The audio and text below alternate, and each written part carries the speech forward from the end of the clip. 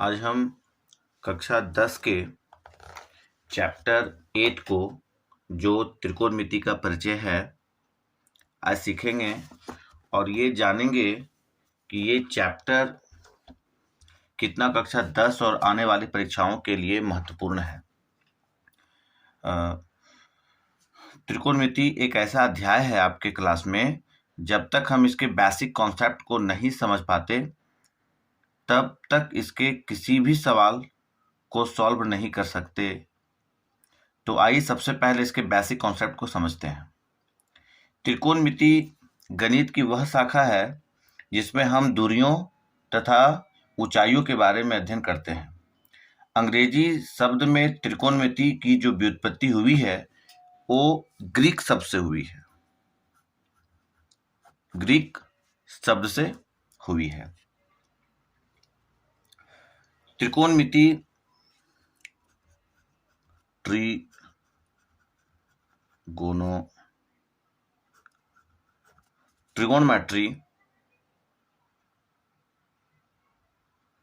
Trigonometry 3 शब्दों से मिलकर बना है। ट्री से मैट्रॉन। ओके, तो ट्रिगोनोमेट्री 3 शब्दों से मिलकर बना है। तो ट्री का अर्थ होता है THREE, जिसका अर्थ होता है 3। गॉन का मीनिंग है साइड्स,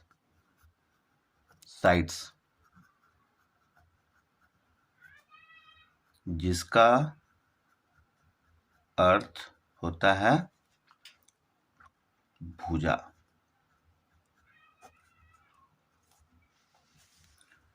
और मैट्रॉन जिसका मीनिंग है मेजर, जिसका अर्थ होता है मापन। तो त्रिकोणमिति का अर्थ समझ गए। ये 3 शब्दों से मिलकर बना है। ट्राई जिसका अर्थ होता है 3, गॉन जिसका अर्थ होता है भुजा, और मैट्रॉन जिसका अर्थ होता है मापन। अब हम त्रिकोणमिति के ये जानेंगे कि त्रिकोणमिति के जन्मदाता कौन है, ठीक है, और इसके लिए कितने वैज्ञानिक लोग इस चैप्टर को या इस त्रिकोणमिति से परिचित हुए हैं। तो त्रिकोणमिति के लिए बहुत सारे वैज्ञानिक, बहुत सारे गणितज्ञ आए, लेकिन जिसका अत्यधिक श्रेय जाता है उनका नाम है हिप्पारकस। तो इनका नाम है हिप्पारकस, HIPPARCHUS,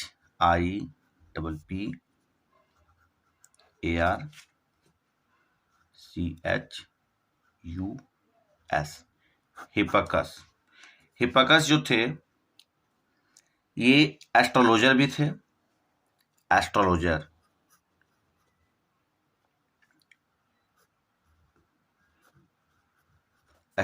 भी थे। ये मैथमेटिशियन, गणितज्ञ,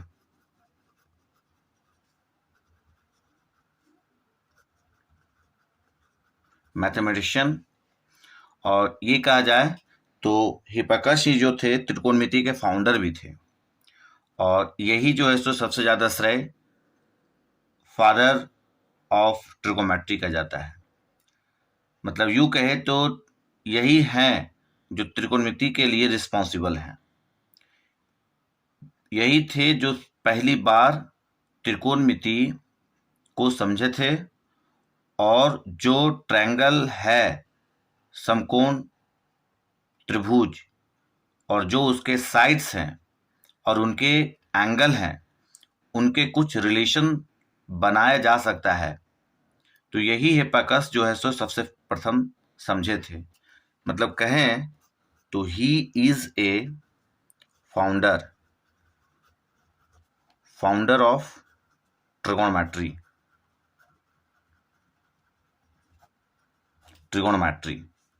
ओके, समझ आ गया।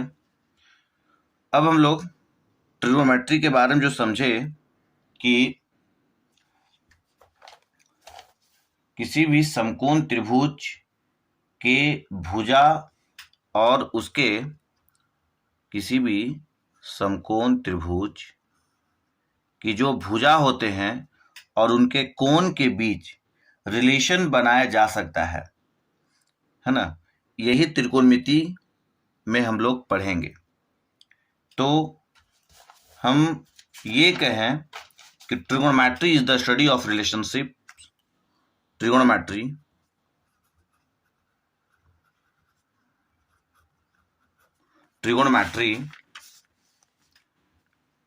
is the study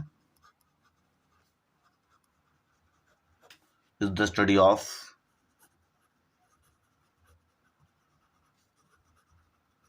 relationships between the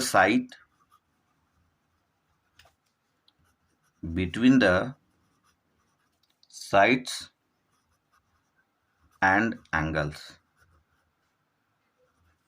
of a triangle.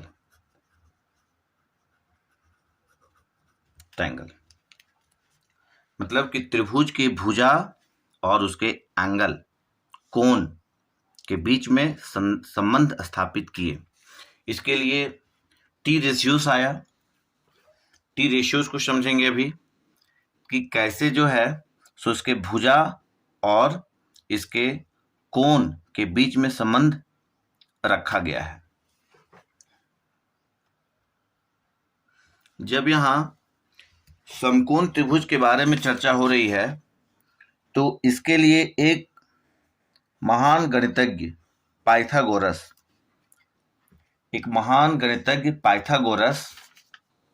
ने त्रिभुज के बारे में, समकोण त्रिभुज के बारे में गणना की है। ये बोले कि किसी भी समकोण त्रिभुज के जो कर्ण होते हैं, ये त्रिभुज जो मेरा है ABC, समकोण जो त्रिभुज बी एंगल है, इसके सामने वाले भुजा को कर्ण है और ये लंब है और ये जो है सो आधार। तो पाइथागोरस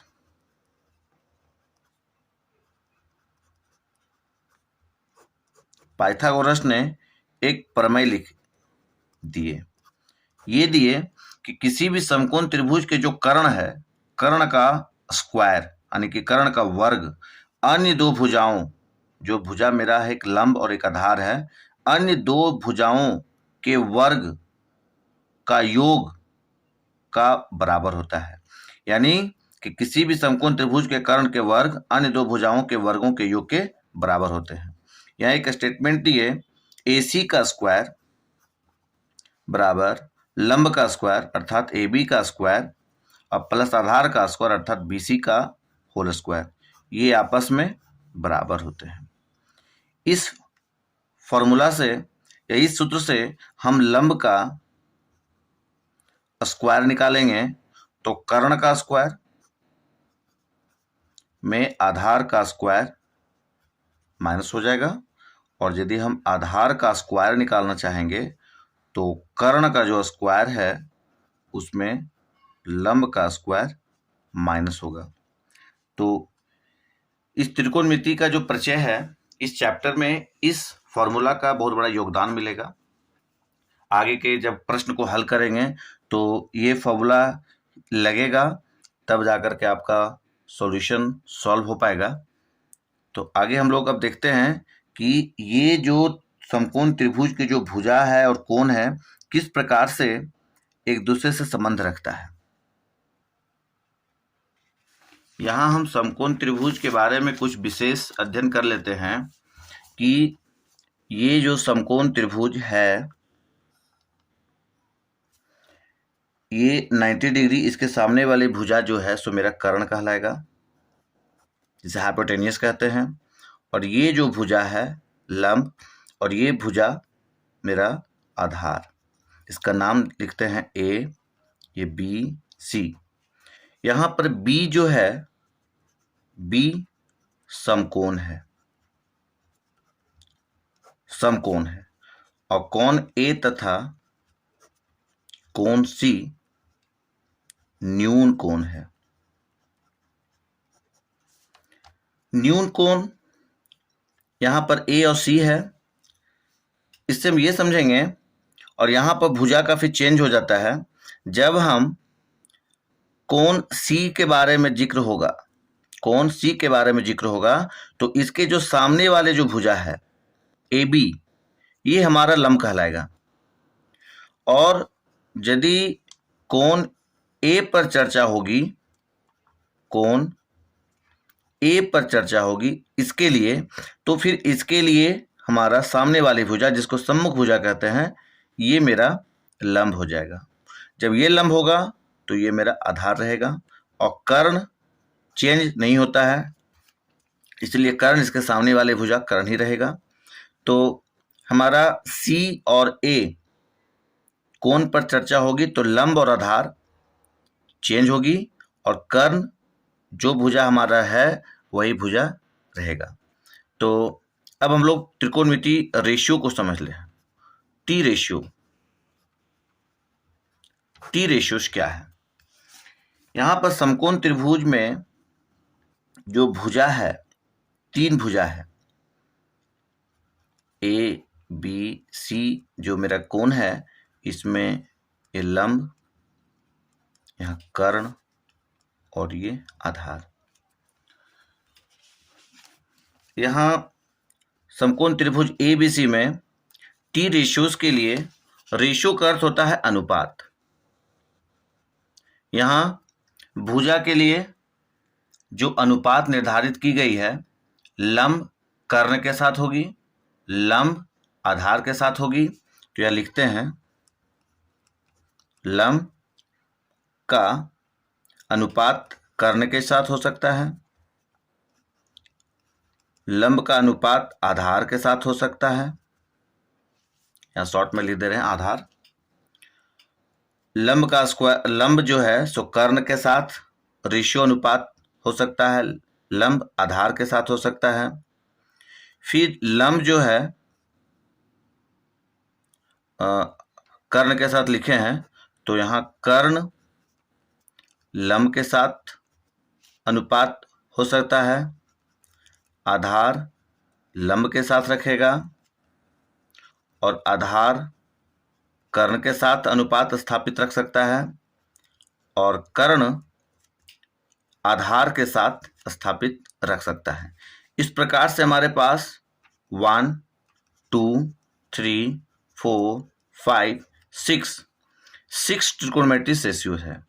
6 ट्रिकोणमेट्रिक रेशियो हमारे पास प्राप्त होता है।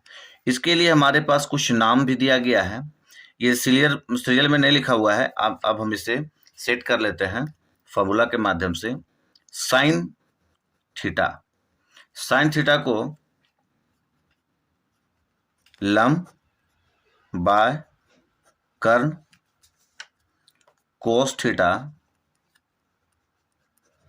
आधार बटे में कर्ण, और टेन थीटा लंब बटे में आधार। इसी का रेसिप्रोकल हो जाता है साइन का कोसेक, कोसेक। अब यहाँ थीटा क्या है, थीटा को भी समझ लेते हैं। थीटा यहाँ न्यून कोण है जिस पर चर्चा होगी, न्यून कोण। थीटा भी एक ग्रीक शब्द है, ये एंगल को प्रदर्शित करता है। यहाँ पर आप यहाँ ए से भी दिखा सकते हैं, यहाँ सी से भी डिनोट कर सकते हैं। यहाँ जो भी मेरा एंगल होगा, पी होगा तो पी यहाँ शो करेंगे, क्यू होगा तो क्यू सॉल्व करेंगे, शो करेंगे। तो कोसेक थीटा रेसिप्रोकल जब साइन थीटा का होता है तो इसका होता है लंब बटा कर्ण, तो ये हो जाएगा कर्ण बटे लंब। कोस जो है सेक का होता है तो इसका हो जाएगा कर्ण बटे आधार, और टेन का रेसिप्रोकल होता है कोट थीटा, तो इसका हो जाएगा आधार बटा में लंब। इस प्रकार से 6 ट्रिकोमेट्रिक रेशियोज का हमारे पास फॉर्मूला अवेलेबल हो गया है। एक और दूसरे चरण में भी फॉर्मूला मिलता है, प्राप्त होता है, इसे अब देखते हैं। अब दूसरे चरण में प्राप्त होता है हमारा इसके लिए formula sine theta into cosec theta is equal होता है 1। यहाँ से साइन थीटा फाइंड करेंगे तो 1 बाय कोसेक थीटा हो जाएगा, और यदि हम कोसेक थीटा फाइंड करेंगे तो 1 बाय साइन थीटा हो जाएगा। ये मल्टीप्लाई में था, डिवाइड में हो गया। और यहाँ पर है कोस थीटा इंटू में सेक थीटा इज इक्वल 1। यही प्रोसेस से यहाँ पर हम कोस थीटा का वैल्यू फाइंड करेंगे तो 1 बाय सेक थीटा, और सेक थीटा फाइंड होगा 1 बाय कोस थीटा। इस प्रकार से tan theta into cot theta is equal 1, tan theta is equal हो जाएगा 1 बाय में कोट थीटा, और कोट थीटा हो जाएगा 1 बाय टेन थीटा। इसके लिए दूसरे पड़ाव का फॉर्मूला हमारे पास, यहाँ हम जितने भी फॉर्मूला के बारे में जिक्र किए हैं सब इम्पॉर्टेंट है, और यदि आप इस फॉर्मूला को याद नहीं रखते हैं तो आप कोई भी सवाल को जवाब नहीं दे पाएंगे। तो ये फॉर्मूला को याद करने के लिए एक बेसिक ट्रिक भी मैं बता रहा हूँ। ये है P फॉर पंडित, बद्री, प्रसाद, हर हर बोल। P for Pandit, Badri B है, प्रसाद और हर हर बोल। P for where is P is equal perpendicular, PR perpendicular जिसे हम लंब कहते हैं, और H जिसे हम हाइपोटेनियस कहते हैं, हाइपोटेनियस कर्ण कहते हैं, और B फॉर बेस जिसे हम आधार कहते हैं। इस प्रकार से ये हमारा साइन थीटा, ये कोस थीटा और ये टेन थीटा का फॉर्मूला निर्धारित किया गया है।